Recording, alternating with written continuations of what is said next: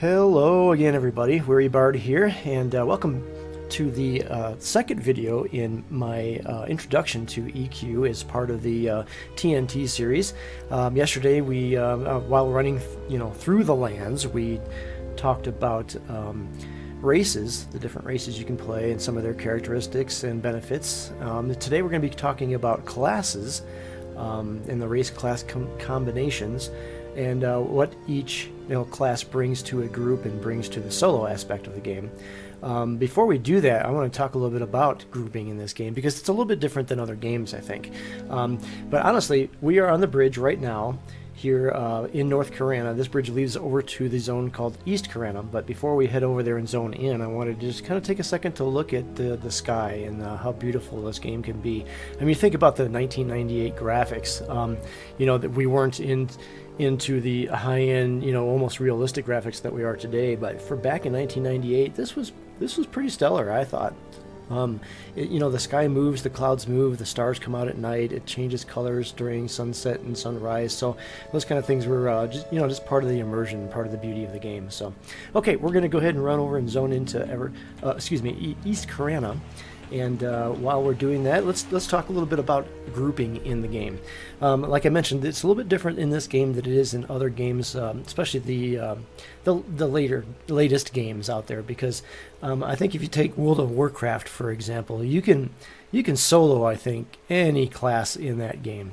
Where here is in EverQuest, it's harder to solo. I suppose you can solo just about any class, and there are some classes in this game that are obviously much better at soloing than others, the Necromancer being one of them, things like that. But this game actually is very group centric. It doesn't force you to group, but groups are a much better, much easier way to go through life in EverQuest. And the group makeup was always kind of set on what they called back then the Holy Trinity. You really needed a tank to take the damage, you really needed a healer to heal that damage, and you really needed something that could do crowd control, debuffing, the support class, which is usually an enchanter. They're probably the best at it. Shaman's very good at it, not as good as at crowd control, but they're very good at buffing and debuffing, supporting and healing. And then there's the Bard, who is kind of, he can do it all as well too. He can also crowd control. So that's kind of the Holy Trinity, and the rest is just fluff. It could be whatever, DPS, support, whatever. So we're going to be talking about some of the classes and what they do, but the classes in the game are kind of separated into, categories. So you have the tank category, you have the melee category, you have the healer category, and then the casters.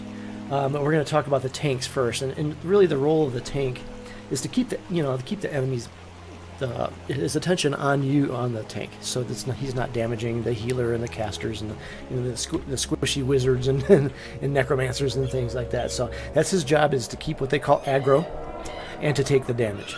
And of course, there's a couple different types of tanks in the game, one of them being the warrior. He's probably the main one. He's the simplest one.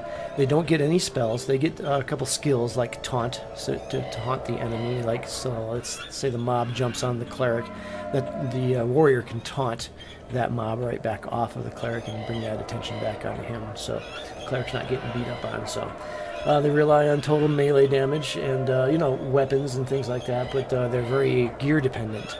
I would say more so than any other class in the game, perhaps. Their armor makes a big deal for them. So, by the way, we're running through East Carolina now, and we're going to head over to the zone for Highhold Pass, which is kind of I guess it would be called a city. There's a Highhold Pass is kind of a city, and then inside of that is Highhold Keep, which is kind of it is a keep, but it's also considered to be a dungeon. A lot of people they fight and battle in there, and there's a lot of quest items to be dropped in there, so a lot of people do that. So one of the really cool things about running this area is this gorge that's coming up here.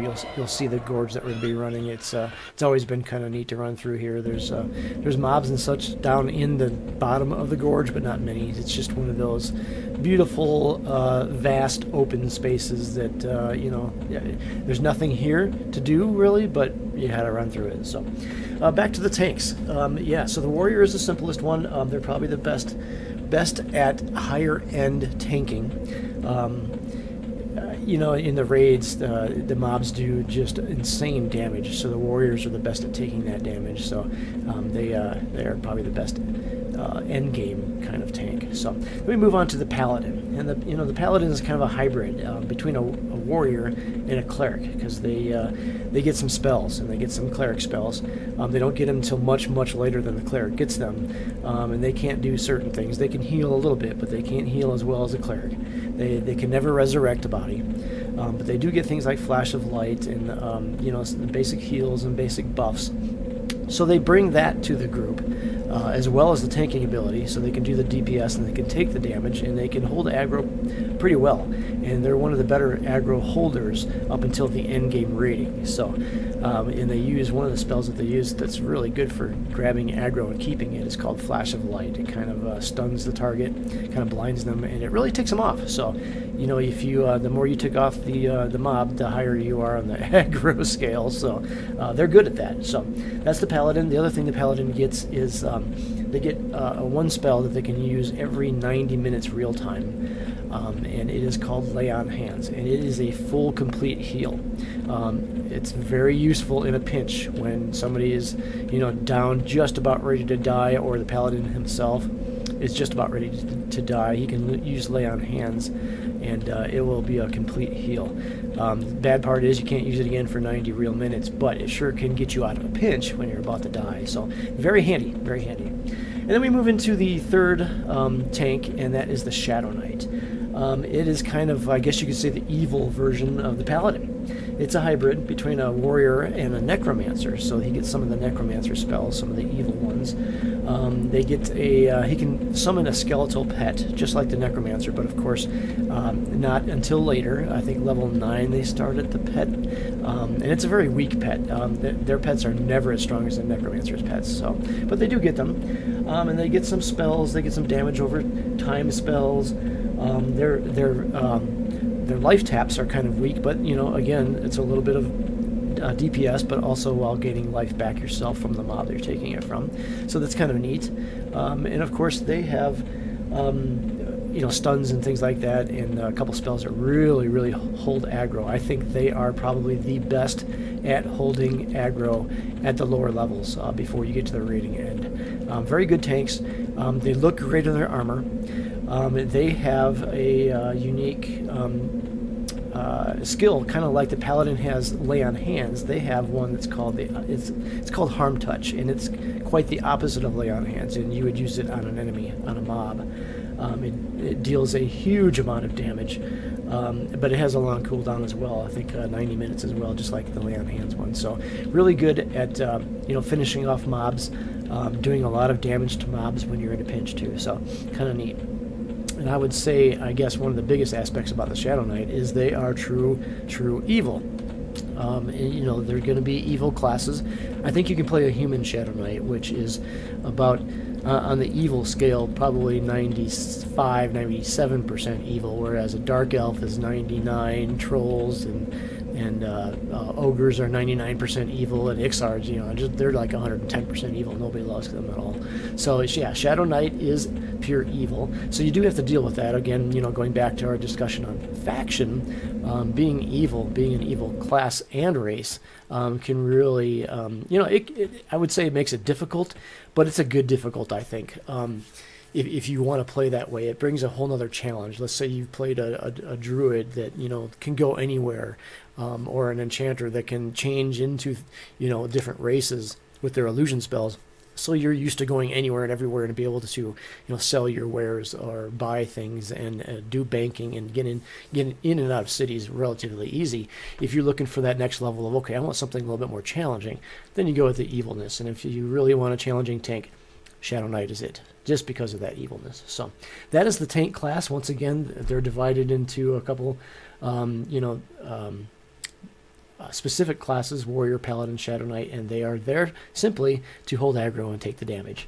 So then we move into the damage dealers. We call them the melee or the DPS, you know, category, and they consist of, there's 4 in this class. It's the Rogue, the Monk, the ranger, and the bard. And we'll start with the rogue. He's a master of melee DPS. They can backstab, so they have to be positioned behind the mob to do the backstab. However, if they're there and that backstab is up, I think it has a relatively short cooldown, but it doesn't have a cooldown, so you can't just mash that button and do massive damage. But when their backstab lands, it is pretty decent damage. So they're high on the DPS tree. They can also hide and sneak, which is really nice because a lot of times if you're an ogre warrior and you have no skill, sometimes running through an area can be a little dangerous and everything's going to attack you. Whereas a rogue at least can hide and sneak. It's a little slow, but you do have that aspect where you can not catch aggro of everything you're running by through a zone. So rogues are really cool. They do have a bonus in XP. It's at about 9%, so that's kind of neat too.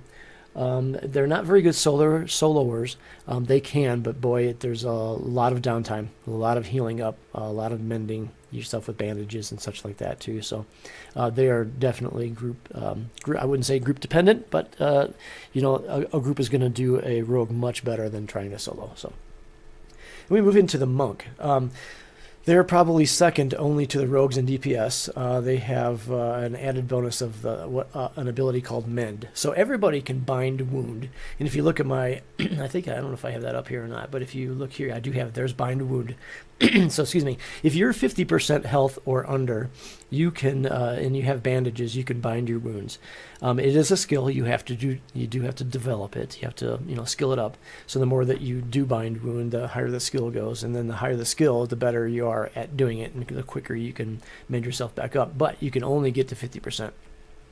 Whereas a monk, not only do they have that bind wound skill, they have a special skill called Mend, and it lets them regain a quarter of their hit points once every few minutes. So it has a cooldown, but it's not too bad, and it's very handy for the monks to be able to mend. And I guess that's part of the whole, monk kind of culture, kind of religion, kind of thing that they would have if you think about a monk proper. So they also have something called Feign Death. And this allows them to be very good pullers. Feign Death is an ability where they can just, it's faking death, pretty much. So let's say they're pulling, they have a camp of 5 or 6 different mobs. But the group only wants 1 or 2. So the monk will run up there, aggro them all, pull back a little bit, feign death, and then those mobs will start walking back, slowly, but they'll kind of peel off separately. They're not going to all move as a group. So what that allows him to do is once there's 2 or 3 that have gone back to the camp and out of aggro range, he stands back up, and the 1 or 2 that are closest to him will aggro, and then he'll bring them back to the group. So they're very effective pullers, very effective feign deathers. I think they're one of the best in the game. Necromancers also have it, but I think the monks are the best at it. But the monks, they do have some disadvantages that you have to be careful with. So one thing is they suffer AC, armor class penalties, if they're carrying too much weight. Monks cannot carry too much weight. So if they get overweight, encumbered, even by 1 stone, they're going to suffer some AC penalties. So you'll see a lot of monks that they won't have a lot of stuff. They don't want the money split in the group when you're fighting in a group. And they're looking for weight reduction bags, any way to trim down that weight, because it does affect their armor class. So that's one of the things that they have to kind of keep in mind. But a monk is a great class. It's fun. They get a lot of cool skills, and they can do a lot of cool things. So then we move into a ranger. It's kind of a popular class in EverQuest, but it's not so popular in Project 1999. The Rangers get a little bit of a bad rep. They don't do stellar DPS. They can do decent DPS with their bows, and so they're masters at using a bow, but they also do DPS, melee type of DPS too. So they can bring both of that to the table. They're great pullers. They're outstanding pullers. They can track mobs. So if you're doing a quest line and you're in a zone and you have to find a mob, a named mob, they can find it for you. So they have some advantages. They can tank to a point. If you're looking for a tank, a ranger would be like a second, maybe a third choice, maybe even a 4th choice. They're not the best at it, but they can do it in a pinch. So if that's all you have, a ranger can certainly do it. But a little bit of gear dependency on as well as tanking too. So Yeah, you know, Ranger does get a bad rap, but I like them. I think they're a load of fun. You know, Ranger is one of those classes I would probably role play more than anything. You know, I want him to be a Fletcher. I want him to make his own bows. I would make him, you know, make my own arrows and be kind of proud of that and just role play him in that aspect, because you're not going to be stellar at DPS. You're not going to be stellar at tanking, but, you know, you're a ranger, you bring a lot to the table, and they do get some druid spells later on too, so they can help with that too. They get Spirit of Wolf and some buffs and some heals. So, I mean, they can bring a lot to a group, but for some reason they just get a bad rep, and I wish that would go away because they're kind of a cool class. So, the last one in the melee group is the Bard. Not exactly a melee class per se. They spend most of their time singing. They sing and they play instruments, and those songs that they sing help the group in many different ways. They have songs to enhance your armor class and your hit point regen. They have songs to enhance, you know, to speed up your mana regen. They have songs to make you stronger. They have songs to make you run faster. They have songs to mesmerize mobs or root mobs, and so they have all kinds of things. Now, a good bard can do, because technically you can only play one song at a time. However, the game mechanics is set up so that if I start a song and then I end that song continues on for several seconds before it actually stops once I've pressed the button to stop it. So what that allows me to do is, let's say I end that first song, I press the button, it's still going for a few seconds. Then I start a new song, so now I technically have two songs playing at the same time, and that is called twisting. So then I'll go back, restart the first one, and let it play, and then stop it and start the second one. So technically I'm keeping both of them up constantly with, you know, mashing the buttons, and it's called twisting. A good rogue without, a good bard without making a macro can twist 3 songs pretty successfully. If you make a macro which automatically starts and stops those songs for you, you can do 4 songs. So you can keep 4 songs playing, and that's pretty decent. I mean, that's pretty awesome when you're in a group, because you can bring a lot to the table that way, and you're doing your DPS, you know, your melee too. So they are one of the most intense classes in the game to play, though. You have to pay attention. It takes a lot of thought, a lot of skill, and it's not just pushing a button and letting the game do its thing. You really have to be in the game playing the bard. One thing that bards can do that is simply amazing. Some bards love to do it. Some bards don't like doing it. I don't like doing it when I play my bard, but it's called swarm kiting. So what they do is they have a kind of a snare song that they play. So they will run around the entire zone because they have, you know, a speed song. So they're fast. They're very, very fast. They're the fastest class in the game. So they're running around playing that song, grabbing aggro on different mobs, and they can get up to 25 monsters. So what they'll do is then run a circle around those monsters, bringing them into a tight little group while snaring them and playing a damage song over time. So they're just simply running around this group. This group is slowed, so they can't catch the bard. They are being hit by this damage over time song, and the bard is also fast. So, you know, it's pretty amazing. It's 25 up to 25 mobs at a time, which is at insane XP once they all die, and of course all that loot is yours. But it does take a lot of skill and a lot of practice to do that successfully. I remember trying it on a bard that I made early on, and it was very difficult. I died a couple times trying it. You got to figure it out. There's definitely a technique to it. There's a definite way to do it and a way not to do it. I figured it out, but you know, it's not enjoyable. I play this game to group. This game is about the people that you play with. And I think that's the biggest aspect about the game that I enjoy, is playing with other people. So swarm kiting was not my thing on the bard, but they can do it. It's insane XP. You can make some quick money at it, and a lot of bards do it. So, but yeah, that's the melee category with those 4 classes in the melee category. And we're going to move on to the priests here. And as you noticed, we have kind of got to the end of our gorge here. And we're going to zone into High Hold Pass now. And the thing about High Hold Pass is I kind of always get lost in here. I have been playing this game, gosh, I don't know, 16 years, I guess. and I still get lost in here because it's not the easiest to navigate. There's many twists and turns. You have these high towering walls, so you have no reference of trees or where the sun is or mountains or anything like that. It looks like, you know, like we're looking at right now for most of the zone. So I have to kind of find my way through. So I keep myself targeted. I keep myself invised because while the orcs and things are here at the end are below me, they will still aggro me. So I don't want to get you know, get killed because, you know, 10 or 20 of them will still kill me. So it's a little difficult. So I'm going to try and make my way through here. We've got some knolls here at this end. The orcs are at the other end. And see if I can find my way back because I always get lost coming back this way. But, you know, we'll do our best and see which way we're going. I think I have to go up this ledge if I remember right. It looks familiar. So we're going to go up here. Once again, this is High Hold Pass, and as you can see, there's gnolls here to fight at one end. There are orcs at the other end, and I don't think this is the way. No, that goes right back down again. So, yeah, this is one of those things that's part of the adventure of trying to find where you're going. And, yeah, I went the wrong way, I think. Yeah, I did. So maybe that other way was the way to go. Down. Yeah, because there's nothing over here. Well, what's back here? Did I come from here? Yeah. Guess maybe this is the way. Perhaps.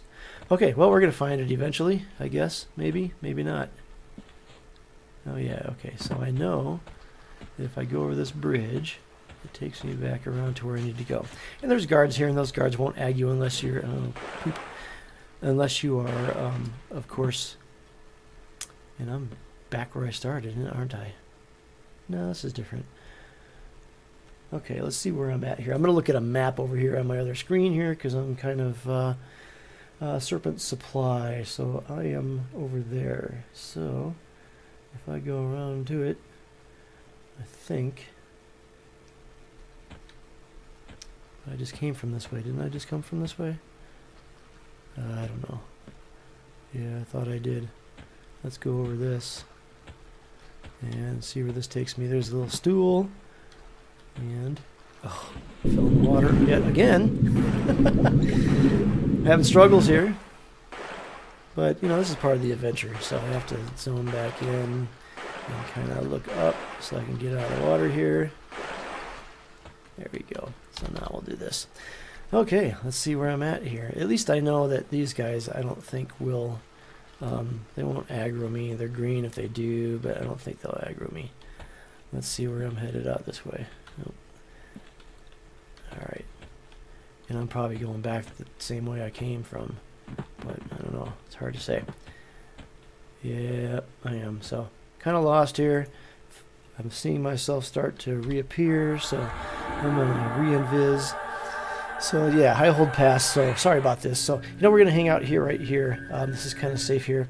And we'll talk about some of the other classes to play. So let's talk about the casters, and we're talking about the intelligent based casters, the clothies, the squishies, if you will. So the first one we'll talk about is the magician, and the magician is actually the very first class I ever played in EverQuest. I made a dark elf magician, and he was a lot of fun. Magicians are elemental casters. They're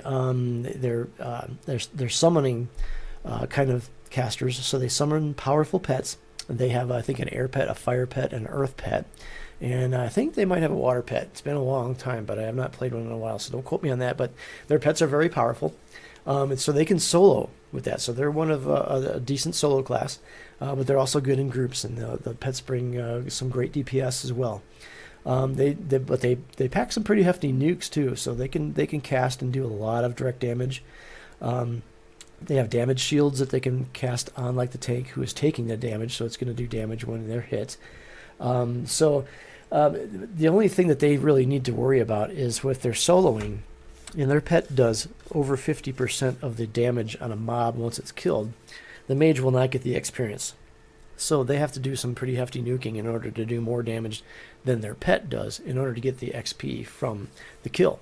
So that's just one small thing that they have to worry about. But they're also masters at summoning things. They can summon food and drink and arrows and bandages and many things that the group can use in a pinch. If they're, say the tank runs out of bandages and has a mage in the group, the mage can get him some bandages to help bandage himself up. So in a pinch, the only bad thing about what the mages summon is those items are what they call temporary. So if the mage logs out or whoever has them logs out and then logs back in the game, those things will disappear. So, but you don't plan on logging out, they are a very handy tool to have. So mages can bring a lot to a group, and once again, they can solo.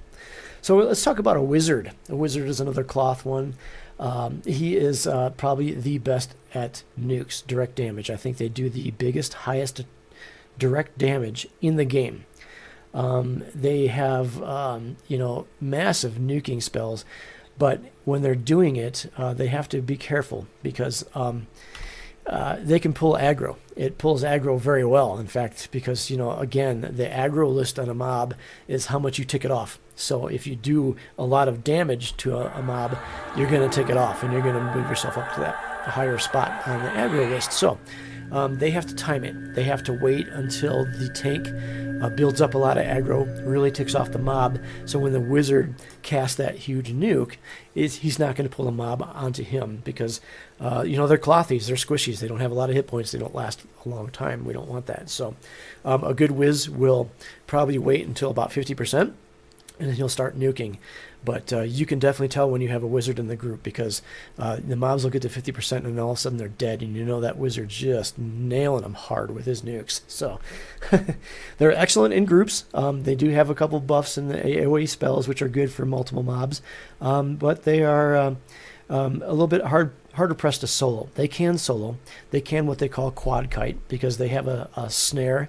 And so they can slow down, they can pull up to 4 mobs and cast an AoE on those mobs and kill 4 at a time. So not quite as impressive as the bards, but it is a good soloing tactic if you want to go that route. But they do bring a lot to groups.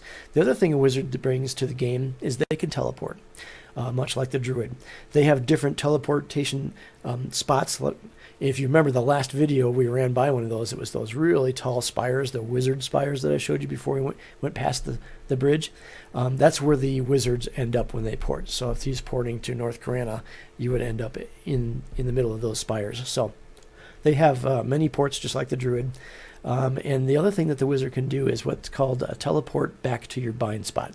So let's say you died or you're done doing whatever you want to, and you're in a group with a wizard. He can send you back to wherever you're bound at, and he won't go. So it's not like teleporting the whole group; just you will go. So it's kind of a handy little thing, and you'll see people yelling for that from a wiz to use his services for that once in a while. So wizards are good, good XP, and once again probably the best damage in the game. So.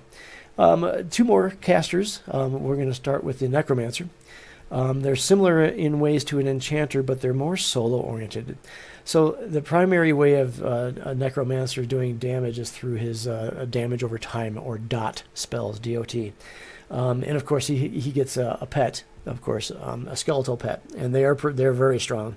And the pets can tank for them, and the pets also do damage too. So, and the really cool thing is, let's say a weapon drops off of a mob, you can give that weapon to your pet to do better damage than just his hand to hand. So it's kind of neat that way. They do some great DPS through their dots over time. Their life taps. They can root and they can fear and they can snare. Root meaning keeping the mob in place. Fear meaning sending the mob scared, running away. So, which is kind of a neat tactic. They use those tactics. Let's say they root a mob, they throw a couple dots on them, and those dots are eating away at the mob, and the mob can't move, and the Necromancer sits down, sends his pet in there to clean up and do damage, and kills it without ever being hit. So, a very good solo class. But, they do bring some things to the group, too. I like their damage. They do great damage. They can off-tank with their pets, meaning if you only have one tank and you don't have somebody else that can tank and nobody to do crowd control, and you get a second mob, then the Necromancer could send his pet on that tank and just let his pet tank it. as opposed to getting double damage on your main tank. So things like that. They do life taps. They can give casters mana through, I think it's called Twitch. I think that's what they call it, twitching.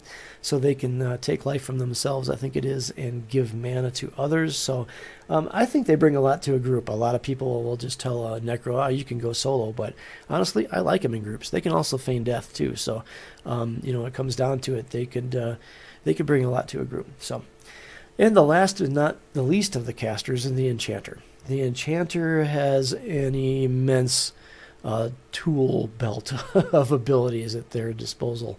Probably the main thing that they bring to a group is crowd control. They have a spell called Mesmerize. I think we touched on that before. So they can, just mesmerize a mob and keep it there in place, and it won't attack. It's just kind of, it's standing there doing nothing, which is great. If you pull 5 mobs, a good enchanter could put 4 of them in mez in check, and the tank is only hitting 1 at a time. So it's kind of nice. It really saves on the DPS that the mobs are doing to the tank, and it helps the healer, of course, because then he's not trying to heal all that damage. And there's less aggro on others in the groups. They're not going to jump on the casters and the healers. So it's a very good aspect. Crowd control is almost a must in some dungeons and some in raids, of course, and even outdoors. The other thing that an enchanter can bring to a group, and even solo, they can solo pretty decently, and that's because they can charm a pet. So when they're charming, they can take any mob and charm it, make it their own pet. So then they have full control over that pet, and they can send it in to do damage and tank a mob. So and those pets are every bit as strong as the ones that you're fighting, because it is one that you're fighting typically. So it's doing that equal damage. So, great DPS. It's a great aspect, because on top of that, they can send their pet in, and they can still do the crowd control, and they can still do nukes, and they can still, buff the group and debuff the mob that you're fighting. So the tool belt that the enchanters have is huge, and that's just the DPS in a group kind of thing. So the other thing that they can do, of course, is hasten your mana regen. They have spells. The first one comes at level 16. It's called Breeze, and they cast it on any of the casters, the healers, the casters. And of course, down here, that blue line down here on the left, you see me circling here, that's our mana. And we need mana to cast spells. As you can see, I'm at 50% right now. So, I can sit down and, regen that mana, but it's slow. Even with the skill of meditation that you get, it helps it, but it's still slow. So if I have an enchanter casting Breeze on me, it's going to speed it up. And then they have one later on, I think at level 29, called Clarity, and it speeds it up even faster. And then they get one towards the end, and in the 50s, I think it is, and I forgot the name of it, but it's the fastest one. So, having an enchanter in a group and having that alone is worth having them in the group, because the casters will love it. So, but they have many other tools. They have debuffs for the mob. They have buffs for the group, including haste, which makes the melees and the tanks they attack faster. So that is always a good thing to have. And then they have illusions. So, the enchanter can travel just about anywhere they want to and get into any place that they want to, because by the time they're level 50 or so, they have an illusion to turn themselves into pretty much any race. Human, dwarf, barbarian, ogre, anything. So it's kind of a neat little thing that they have. But they can be challenging to play too, because they're squishy. They're in a robe. They don't have a lot of stamina, which is your armor class and hit points. They don't have they don't have a lot of meat to them, so they have to be played skillfully. You don't want to grab aggro in a group, because the things that you're doing to the mobs, if you're doing crowd control, the mesmerize, it ticks them off, and then they come and attack you, and then you stun them, and they're ticked off even more. So the tank has to be really prudent on getting them off of you, because again, you don't have a lot of hit points, you're squishy, and you're going to go down fast. So there's some skill to them, but boy, an enchanter really brings a lot to not only a group but the entire game. So a great class to play, a lot of fun, and just a lot of cool things. So cool things in the bag of tricks. So I guess the final category is the priests, and these are the healers. They're similar to casters, but they have much better healing abilities. They can wear leather chains, sometimes plate armor, depending on the class. The clerics can wear a plate. Druids can wear leather, and I don't think they get chain, but the shaman can wear a chain. So those are the three priest classes. We'll touch on the druid first. Druid is one of the best classes probably to start off with. It has I call the druid kind of the Swiss Army knife of EverQuest, because you have a little bit of everything, including the toothpick. So they can do a lot of things. They're good for soloing. They can quad kite like the wizard. They can heal. They can cast damage shields on you. They can cast regeneration to get your hit points up faster. They have buffs. They can charm animals only. They have nukes. They have damage over times. They can root. They can snare the mob. So they have a lot of tools to bring to a group as well. Their primary role is probably healing, snaring the mob, backup healing to a cleric if there's a cleric in the group. But again, they can solo. They can do the quad kiting thing like the wizard. Some people think that they're not as desired in groups, but I have, my main was a cleric on live for a very long time, and I think a good druid is very, very valuable in a group and can bring a lot to the table. So, and the other aspect of the group, and one of the reasons why it's a very good one to start with, if you're just getting started in the game, a druid is good because they can teleport too, like the wizards. I think they can go to more places. If not more places, they can go, I think, better places. They are more desired for their teleports than the wizards are. And people donate. People tip you to take them where they're going, because you're saving them, 20 minutes to an hour or two of running around the world. So they know that value, and they tip you. So as a druid teleporting, if you take a day of teleporting, you can make a couple hundred plat.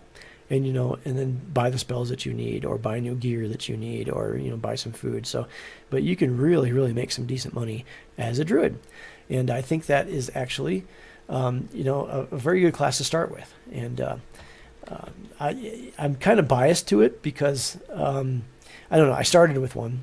I really enjoyed playing one, and I had a lot of fun just being the jack of all trades, the Swiss Army knife, having a little bit of everything, because most people don't, a druid, I don't know, I don't know if we need a druid, but if you're a good druid, and I think I was pretty good, you bring a lot to the table, like I said. So depends on what you're doing. So I'm still trying to find my way through High Hold Pass here, and I am officially lost. So we're going to just kind of go and see where it leads me, because I'm not sure where it's going to lead me. Back here is not where I want to be. But so let's talk about the shaman. Now, the shaman is really cool. You're probably familiar with the term, of course. It focuses on buffing your group and debuffing the enemies. They also get a pet. They get a cute little wolf pet. It's kind of neat looking. So they can solo. They can solo pretty well. I would say they're not the best at soloing, but they're pretty gosh darn good at it. And they bring a lot to a group. They are very desired in a group. A shaman can again buff your group. They can make your group stronger. They do have Spirit of Wolf. They have haste. They have a lot of things. They can cure disease. They can cure poison. So a shaman is very, very valuable. I guess the other thing that they can do is weaken the mobs that are attacking you, so they can make them attack slower. They can make their AC go down. So and they can, just a lot of things. So they bring a lot to a group. They do pretty decent DPS. They have an ability which allows them to exchange their hit points for mana. So if you're in a group with a shaman, you'll see them all the time. And I do this on my cleric, and I think, oh my gosh, my shaman is like at half health. I constantly feel that I have to heal him. But what he's doing is he's using this spell called Cannibalize. So he takes his own hit points and creates mana for himself, so he can keep casting his spells. So it's kind of, it's exactly what it is. It's cannibalized. He's eating his own health away, but it's kind of a nice way to keep his mana bar in the higher end. So very useful for groups. They start out as weak soloers. They can solo later on. I think probably more towards their 30s and 40s is when they're in their prime of soloing, and they really bring a lot to a group. So a great class to start with. However, they're limited to what races can play them, and it's Barbarian, Troll, Ogre, and Ixar. So that's the only limitation on the Shaman, I think. So keep that in mind when you're thinking about it. So the last of the priests is the cleric. Straight up, that's the main healer. Very useful, extremely good at healing. They are the best healers in the game. They get their heal spells quicker than any other class, and they're stronger earlier on than any other class. So they can cast them more efficiently. They're better on mana.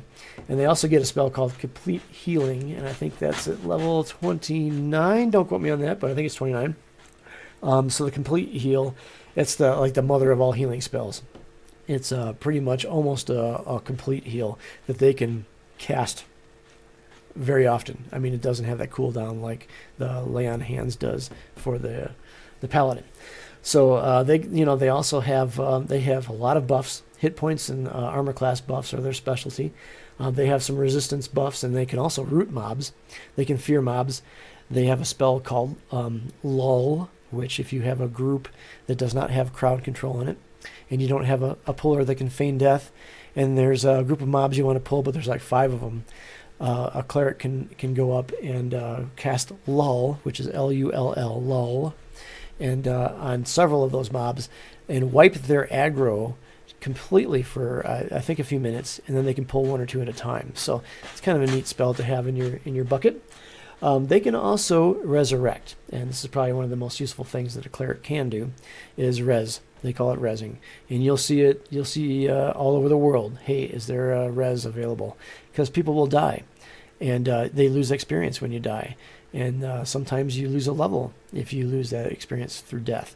So the cleric, his first resurrection spell I think comes at 24, 29. Don't quote me on that, but one of those earlier ones. But it's a 0 XP, so you can res somebody, but they're not going to get any of their XP back. So while it's handy to have that resurrection spell, they're not getting any experience back. So a lot of people will want a higher. So as the cleric gains levels, they gain more effective resurrection spells, which give more XP back, and finally resulting in, I think, a 96% XP resurrection. So that means the player is going to get 96% of their XP that they lost back. So still a small penalty, but very good. And so clerics with that are very sought after. And there are weapons in the game which are called epic weapons, and each class has their own epic.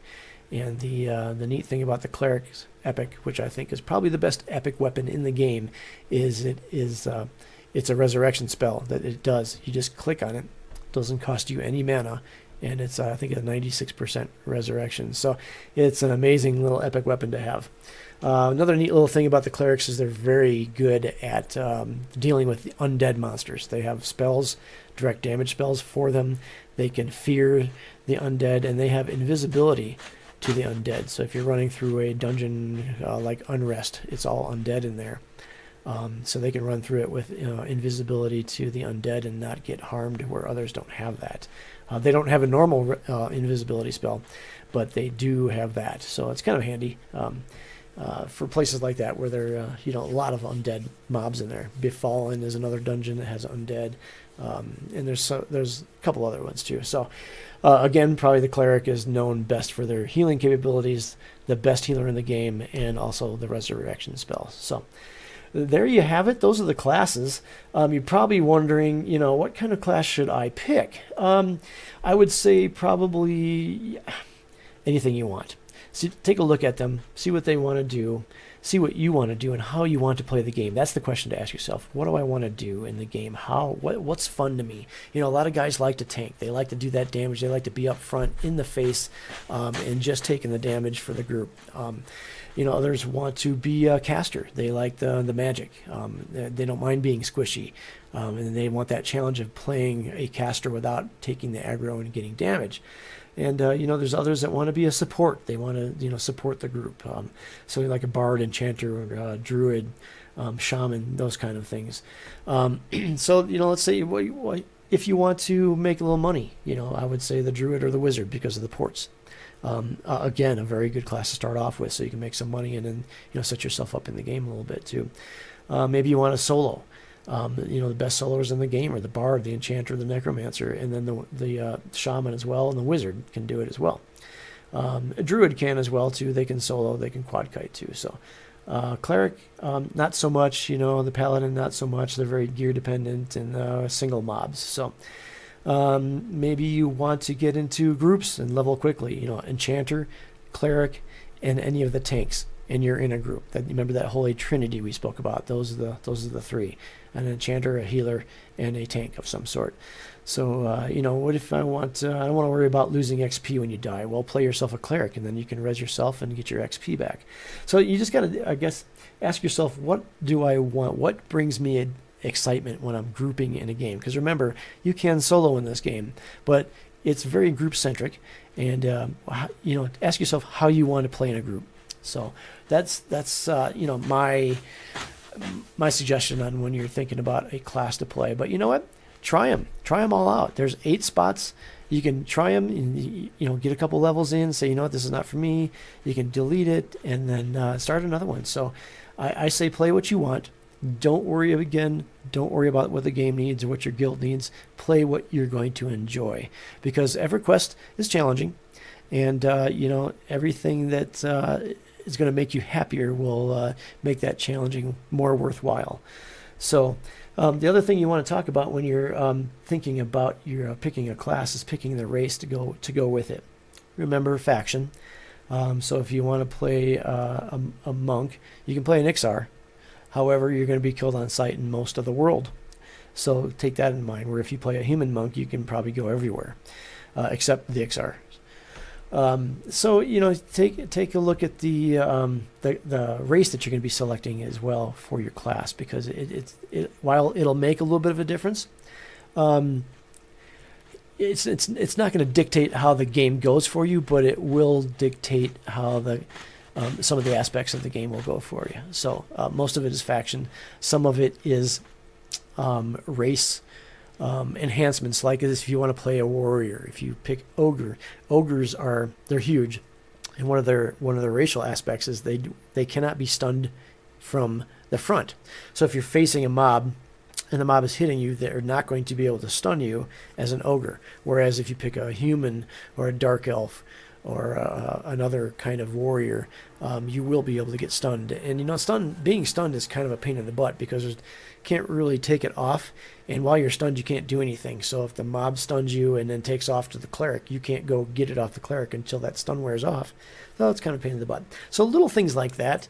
My suggestion is to go to the wiki and read about the races and the classes. There's a lot of suggestions on how to min-max those kind of things and how to be the best at what you want. But when it really does boil down to is, well, again, what you want to play. Do you want to be a big burly troll who is pretty gosh darn ugly but very strong? Do you want to be a human warrior that can go everywhere? Or do you want to play an ogre, a big dumb looking ogre, and maybe role play him like he thinks he's this brilliant magician when really he's a warrior? So it depends on what you want. So take a look at them, see what goes well with your play style, and if you want to role play what you want to role play. So, and then just level them up, and the groups will come, the XP will come, the adventure will come, no matter what you're playing. So play what you enjoy. So I'm going to end it here. In the next video, we're going to be talking about getting more into detail. We're going to be actually making characters. So we're going to look at the class race combo a little bit more in depth, how to allocate the skills to the best that's going to enhance that type of character that you're making. There's another whole line of things to do when you're creating a character and picking a character, including picking the city that you want to start in, and also the deity that you follow. The deity doesn't have a whole lot of impact in the game. However, it will dictate on if you can do any kind of special armor that is indicative of that deity. And so some of those armor sets are pretty nice. So if you pick something, if you worship Brelcerelis, you can do those kind of armors, but you can't do one for Karana. You can be agnostic and not follow any deity, which is safe, because then it's not going to affect your faction much at all. But then you can't do any of those deity-based armor sets. So there's a trade-off. So we'll be talking about things like that when we're creating characters. We're going to be actually creating different characters, and I'm going to do walkthroughs on how to create each type of character in class race combo in every category. So stay tuned for that. That'll be our next ones. Again, folks, thanks for watching. If you did like this, comment down below. Let me know what you did like. Let me know what I can do better. Hit the thumbs up button. Hit that subscribe or follow button, and you'll be notified when my videos go live. And I thank you for the support. Again, this is Weary Bard, and this is the second in the TNT Total Newbie Training video series here for EQ on Project 1999. Thank you all. Be safe and take care of each other.